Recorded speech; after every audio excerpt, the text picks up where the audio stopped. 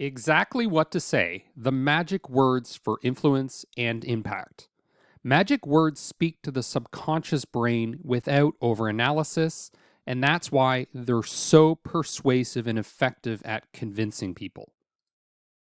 I'm not sure if it's for you, but this is our first magic phrase. I'm not sure if it's for you, but would you happen to know someone who is interested in whatever the product category is that you're selling? I'm not sure if it's for you, but this option is available for this month only, and I would hate for you to miss out. The second word here is open minded. How open minded would you be about trying this as an alternative? Would you be open minded about giving this a chance? The reason this word is so effective is because everyone wants to be perceived as being open minded. What do you know? What do you know about us, our business, and the way we do things differently? What do you know about the benefits of whatever the product category is? How would you feel if? How would you feel if this decision led to your promotion? How would you feel if your competition passed you? People generally make decisions based on what feels right first. If you can make it feel right emotionally, the rest is actually quite easy. Just imagine how things will be in 6 months' time when you have implemented this. Just imagine the impact this could have. If you're able to paint a picture in people's minds of an extraordinary future when a problem's been solved or a benefit's been achieved, they're able to shorten the distance between an abstract idea and make it more tangible, more realistic. Creating pictures in the minds of others is done by telling stories. When would be a good time? When would be a good time for you to take a proper look at this? When would be a good time to get started? I'm guessing you haven't got around to. I'm guessing you haven't got around to look over the documents yet. I'm guessing you haven't got around to making a decision yet.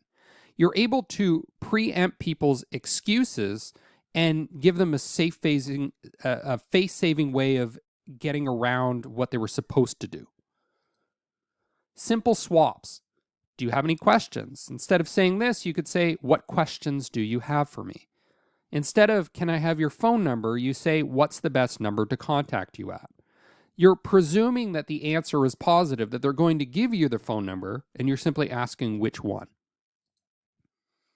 You have 3 options. Often the best way to make somebody make a decision is by presenting a menu of options so that they feel like they have more volition, they have more control, they're not being persuaded in one direction. But by controlling what the menu options are, you're in a more persuasive position. As I see it, you have 3 options. First, you could look for another job. Second, you could do absolutely nothing. Or third, you could give this a try. Of those 3 options, what's going to be easier for you? 2 types of people. There are 2 types of people in this world: those who leave their personal financial success in the hands of their employers, and those who take full responsibility and build their own futures. So this is kind of like a variant of the 3 options menu that I presented earlier, only in this case, we're saying there's a binary choice between just these 2 options, these 2 types of people, and which one do you want to be? There are 2 types of people in this world: those who judge something before they have even tried it, and those who are prepared to try something and base their opinion on their own experience. I bet you're a bit like me. You enjoy working hard now, knowing that it will pay dividends in the future. I bet you're a bit like me. You're a busy person who's always juggling to get everything done. If you decide to give this a try, then I promise you won't be disappointed. If you put this in your stores, then I am certain your customers will like it. If you are prepared to give this a try, then I am certain you will see the results as early as the first day you try it. Don't worry. You're bound to be nervous right now. Don't worry. I felt just the way you feel right now before I started, and look at me now.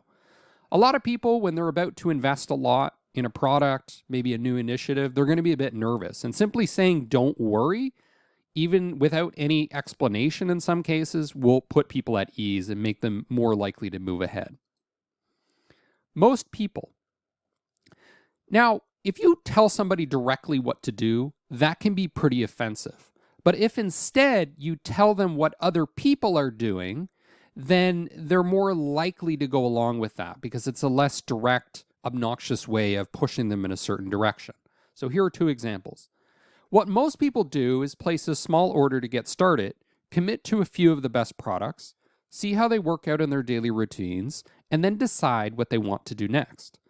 What most people do is complete the forms with me here today. You then receive your welcome pack, and we get you booked in for a launch.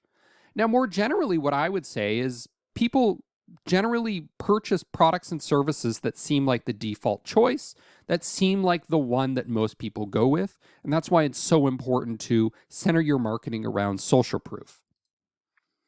The good news is you already know what you are doing now is not working.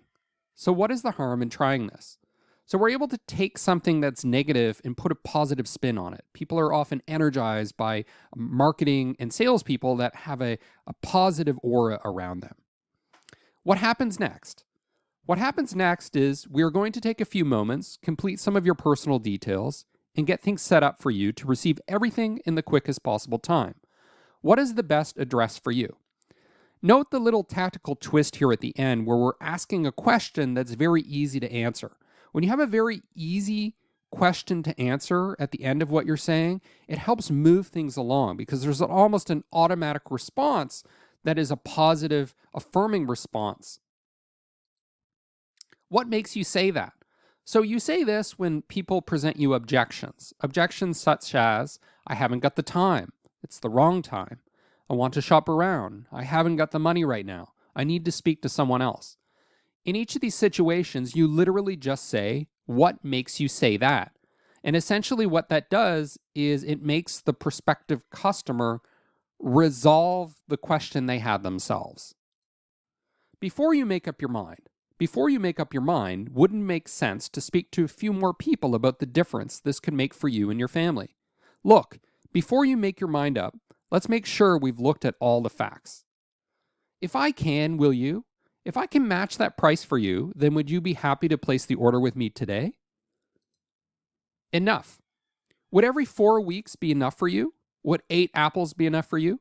So when you present a very specific quantitative question like this, people are more likely to go along with it. So for example, what you might do is present things as a bundle or a package instead of them just choosing to buy one item at a time. Just one more thing. So for example, let's say things are not moving forward and they decided not to go along with the project. Well, what you could do at the end of the conversation is say, oh, just one more thing. Would you like to try a sample of the product? Would you like to commit to a small order instead of the big contract? Or maybe you can invite them to an event or a webinar that is going to explain more and perhaps persuade them in the future to buy your product or service. You can ask for a favor. Would you happen to know someone, just one person, someone who, just like you, would benefit from whatever it is that we're selling? Just out of curiosity, what is it specifically you need some time to think about? Just out of curiosity, what is it that's stopping you from moving forward with this right now?